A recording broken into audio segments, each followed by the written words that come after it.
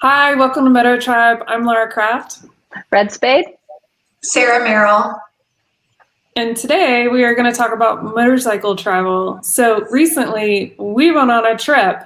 We went to Asheville, and we're just going to talk about, some of the reasonings for why we chose Asheville, how we got there, how we prepared, what we did on our trip, and maybe some thoughts about future trips. So I will open the floor. So let's all talk about what did we need to do to prepare to go on the trip? Obviously, figure out how we're going to get there with all of our stuff.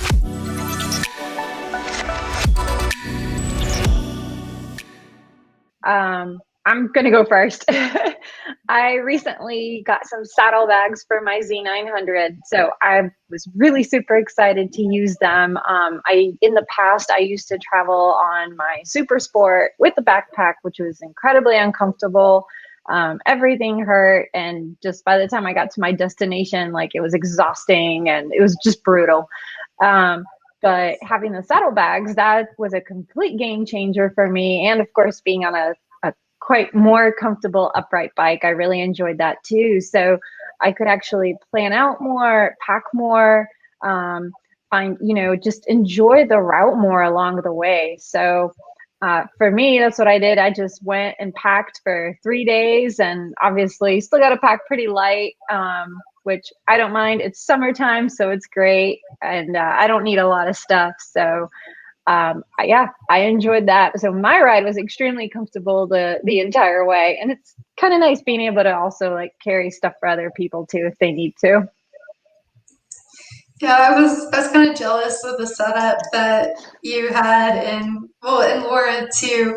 I think being on the upright bikes makes it a lot easier to be able to travel to a destination and to pack all your things with you. Since I had the R6, that bike, I knew I was going to be uncomfortable on it for long periods of time. It's just a very aggressive body positioning.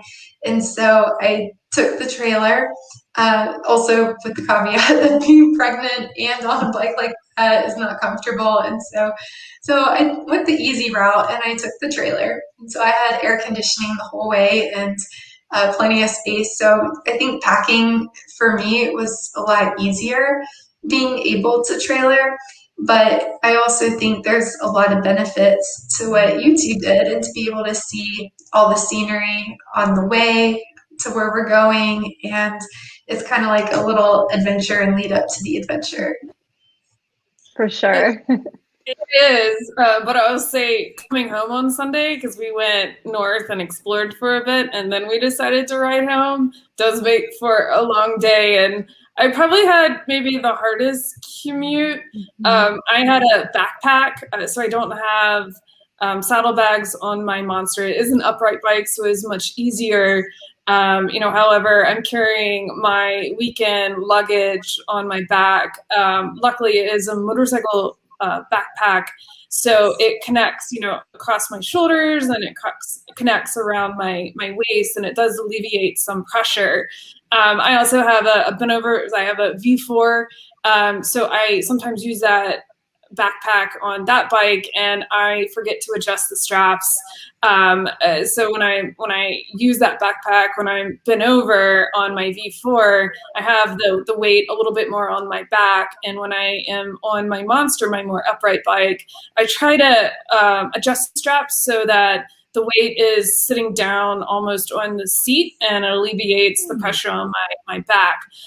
There is a problem though. Sometimes I forget to adjust the straps, and so if I'm on my upright bike and I've just been riding my V4, then I feel all the weight on my shoulders and my back. I am literally just holding it up. So it's not terrible. It makes me be a minimalist when I'm traveling because again, it is a backpack. I carry, for 3 days, everything in my backpack. So I was finding like the smallest clothes that I have that would fit. So that we could go on this trip. But it's not bad. It was a lot of fun to ride up to Asheville, and again, it did feel like a journey for sure on the first day because that was the only ride that we did on the first day. But for sure on the way home, it was a long long ride, and I was ready to take my backpack off, and I was ready to take a shower. See, I remember that traveling with the backpack and especially on the Super Sport. Do you remember that trip we did to the Gap years ago? And oh my God, that was brutal. Like I had it, and that was only 3 hours. It's not like it was that long, but it's so rough on you. And if you plan on riding somewhere, especially roads that are somewhat demanding, like, twisty mountain roads, you got to remember not to fatigue yourself, because then you still have however many hours you're going to ride home. So Sarah, to your point, how you trailered, like whenever, for example, when I go up to visit you at the Gap, I honestly prefer to trailer my bike up, for several reasons. Not only can I bring extra stuff, but knowing that I'm going to be doing a certain type of amount of aggressive riding, the risks are there. What happens if you crash, or if if your bike breaks down? For example, my husband's bike is really old. It's a 98. And I sometimes worry that it will just die on him. There's only so much you can do for something that old. So it is actually really nice to be able to trailer something like that, and have that security and peace of mind that if something does happen, you have a way back. So I definitely like both. Like you said, having the saddlebags is cool because it definitely feels more like an adventure, and you get so much more riding. And like I know right before we got on our trip, I had ended my work day and I was looking forward to that all day. So it's fun either way. Yeah, and it was a pretty trip to Asheville too. So I was coming from East Tennessee to get to Asheville, and it's really pretty through there, through the mountains. And I was trying to remember how we even decided on Asheville and the Blue Ridge Parkway. I think we were just talking about different destinations, and I know that I mean I used to live in Asheville, and yet I hadn't spent a whole lot of time on the parkway. And but I will say it was really nice to have a change of scenery and travel Mhm. somewhere different. And I got to see areas while we were out there that I hadn't seen before too. So it was a good experience. Yeah, it was actually my first time in Asheville, so I really enjoyed it. And I know both of you ladies have been there before, so thank you for the amazing tour. The food was great. The city is super cute. Downtown where we stayed was really nice, and the Blue Ridge Parkway, which I know I really wanted to go on that. I think I've been on there only twice before, and it's been years ago. So I really wanted to go back with you guys, and that was a blast. The scenery is just stunning. I want to go back again. For sure. I have been to Asheville a few times. Actually, my first motorcycle trip was to Asheville. So I always have fond memories going because it's a great place to ride too. And then you have the downtown, which had a lot of nice outdoor patios. And then, a few miles away is the Blue Ridge Parkway. So it's like the best of all worlds. It's not too far away. We're coming from Atlanta. So it's 3.5 hours roughly, depending on traffic, could be a little bit longer to get there. So it's a quick trip to get out, and then it has great scenery and a great place for you can go grab dinner, great food place. But funny enough, I think that was probably my first trip going there. I was a new rider, and we got up there. There was not supposed to be any storms, or maybe we just didn't look at the radar. But on the way back, we got into tropical storms. And the whole way back, I had never ridden in rain, and I rode the whole way back in rain. So I was like having flashback memories of being on some of the roads, and like telling myself, like, trust your tires. They're sticky. They're gonna grab. But Asheville's a great place. I'm really glad we decided to go, because as a group, I don't think, well, we've never been as a group. And then I haven't been to Asheville in a few years. And it's just one of those places that's nice to visit on a motorcycle. Mm-hmm. Yeah, Yeah, I loved it. it is super convenient to your point to have basically a small city to hang out in, and then have this great riding road that's so close. Because a lot of times the great riding roads are more remote, and so you don't really have the benefit of a city. But like we went to, it was the AC Hotel, and they have this beautiful rooftop bar where we got to hang out, and it overlooks the city, and so you can see the whole view. And I'm trying to remember the name of the first restaurant we went to in downtown. It was really good. We might have to get back to you all on that, the name of it. But we had, it was just really fun to walk around the city, and then the next day head to the mountains, and the mountains are literally right there. And I really think that the scenery really is amazing. Like we love the local roads around the Dragon, and they're fantastic. But I would say in comparison, the Blue Ridge Parkway has, I think, I would say more overlooks with maybe more views that are more panoramic, I think. Yeah, definitely breathtaking. I know when we arrived at Pisgah, am I saying that right? Mm-hmm. Pisgah, yeah. So when we arrived at Pisgah, I was just overwhelmed with the beautiful overlook there, and they had this great restaurant. So I really enjoyed our lunch there with all our friends and everything. And that was the other nice thing was I getting to contact local friends in the area and have them join us. Nathan took us on that one road off of the Blue Ridge Parkway that I didn't know that was there. Oh my gosh, that was so much fun. And I know, Sarah, you had planned on going there. You saw it on the map with the waterfalls, which unfortunately by the time we got there, there was so much traffic. We ended up just nixing that. But getting to that section, oh my gosh, those corners were amazing. I had a blast until we hit the traffic. Same thing on that one day. On the first day, I forgot how many tunnels there are. Yeah. That's not something we normally experience. And some of these tunnels are really, really long. I mean, you're in it and it's pitch dark, black.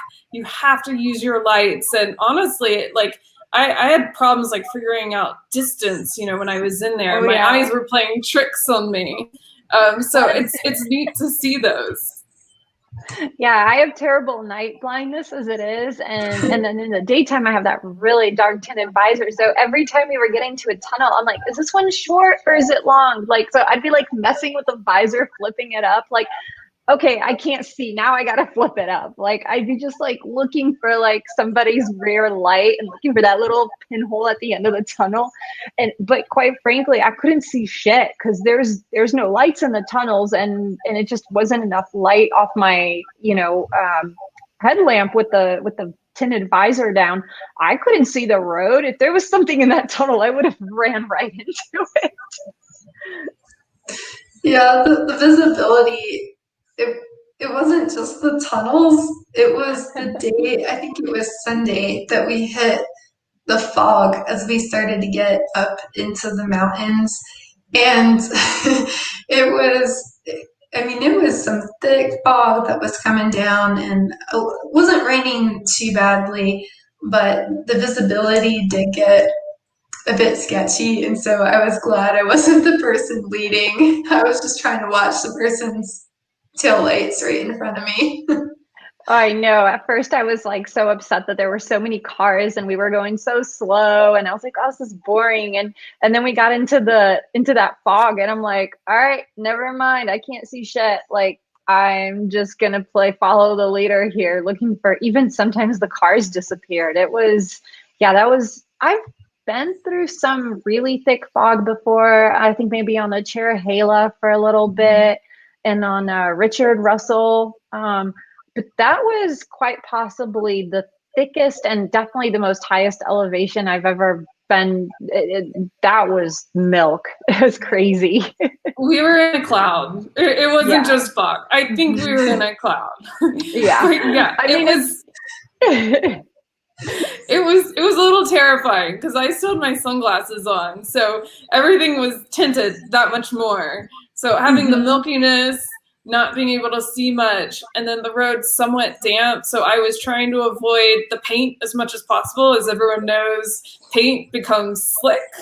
So I was trying to avoid that as much as possible. I remember when we stopped over at that overlook, I mean, I felt like we were in some sort of set or movie. The trees are blowing dramatically. The mist is there. You can't see across the parking lot. I mean, it felt unreal. It did. And the wind started blowing up there too. I mean, we got to that point where now we're on the ridge of the mountain and you could just see it's like, and I sitting here thinking, looking at the weather, like, oh, it's going to be, warm and fine. So I wore mesh textile. Like I never wear mesh textile, right? So like I'm dressed for, oh, it's 80 degrees out. I don't know how cold it got up there, but by the time I got off the bike, I was shivering and shaking and I wasn't too wet, but I was definitely shivering. And then I'm like thinking back, okay, if I'm miserable, Sarah's got to be back there like ridiculously miserable. So I like blitzed by everyone and I was like, and started honking. I was like, we're turning around, guys, turn around. I've had enough. We kept going and going. I'm like, okay, it's been like half an hour. This is not going away. So I'm glad we finally got everyone to stop and turn around because it did not, the radar did not look like it was going to go away. Yeah, I was glad for that too. I didn't want to be like, I didn't want to be the person to like make everybody turn around. I was thinking maybe I'm the only one who's freaking out right now, and so I was really relieved that I wasn't the only one. Oh no, everyone was like when I pulled over, Steve was like, oh my God, like this sucks. Like Laura, you said you were just gonna dip out on us anyway. Oh, because I think it was Nathan was talking about, oh, we can just continue on. I was like, you do that. I'm headed back. I'm like, we did 30 minutes straight like that. I think it's going to be that for a little bit longer. No interest. Yeah. I'm headed the other way. I was like, Sarah, let's go. Yeah, I'm glad we did because then, we had to head back down to Atlanta.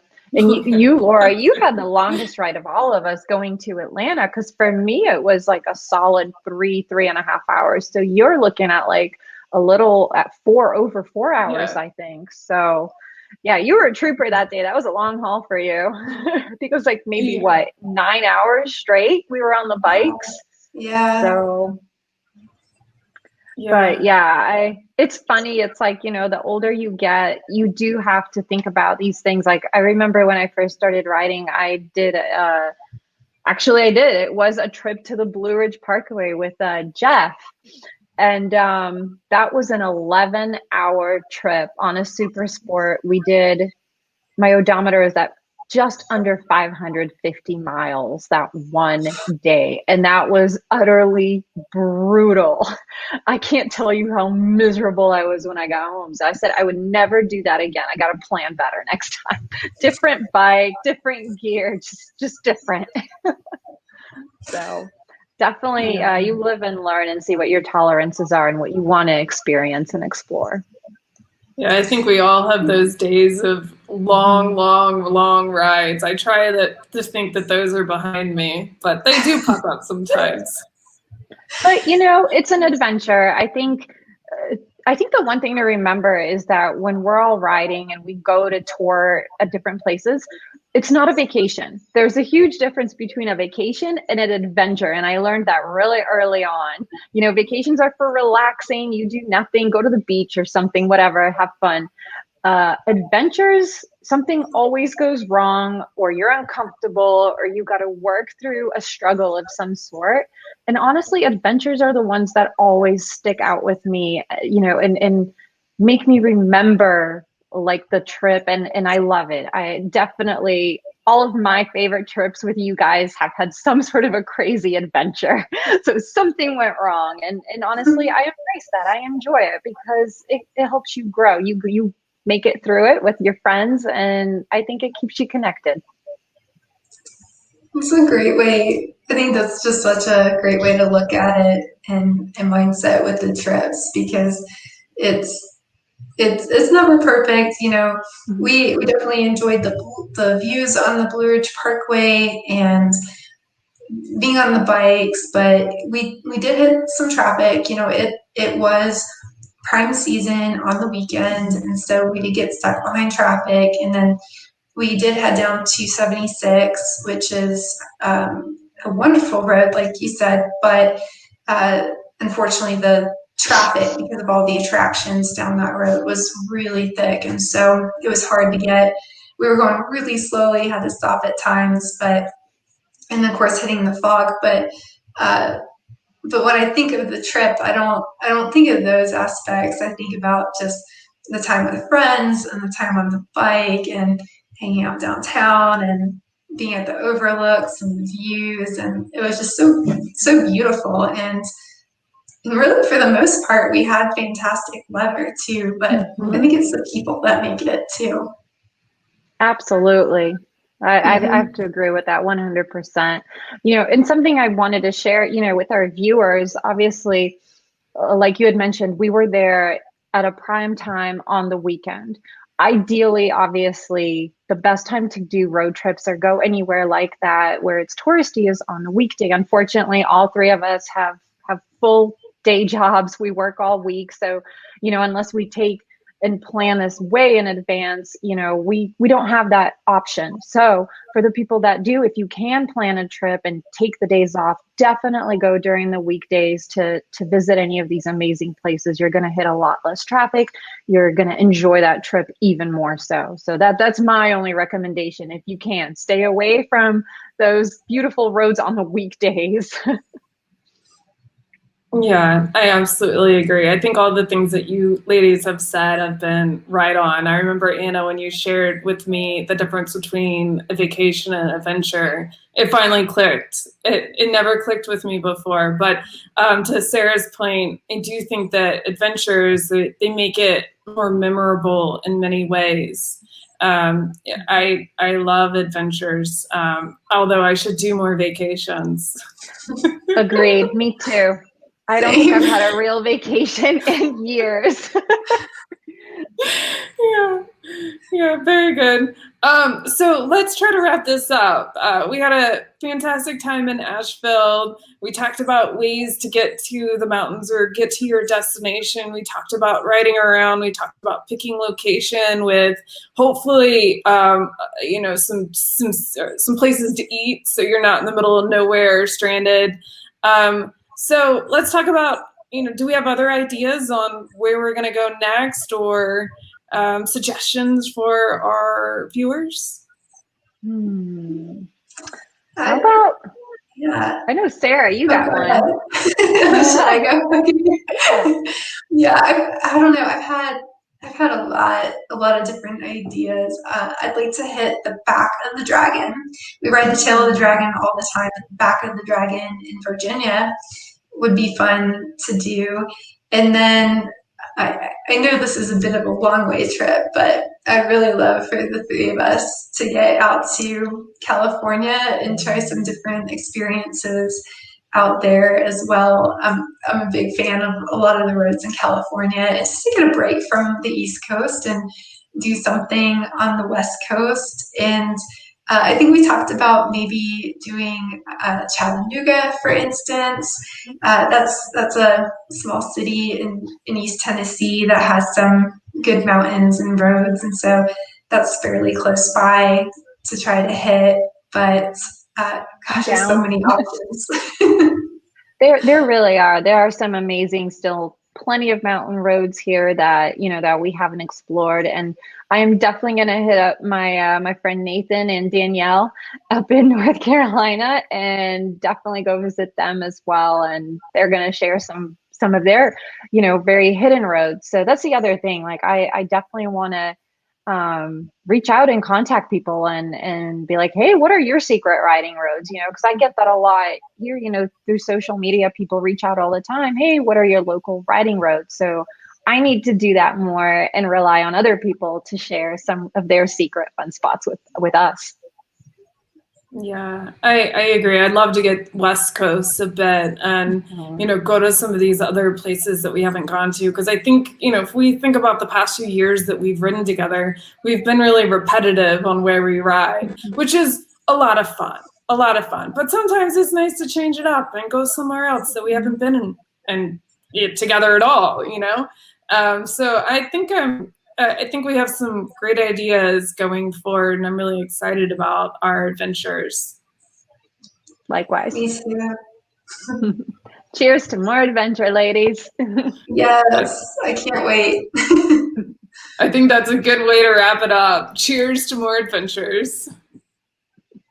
We invite you to join our tribe. Check out our other videos and subscribe to our channel.